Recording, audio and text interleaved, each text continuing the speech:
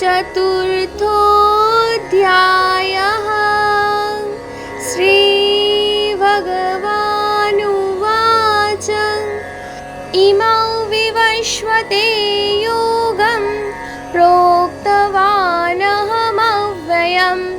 विवस्वान्मनवे प्राह मनुरीक्ष्वा कवे ব্রবীত।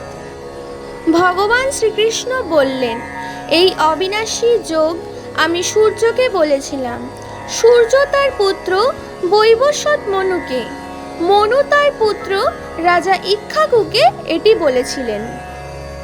শ্রী ভগবান said, I revealed this immortal yoga to Vivaswan.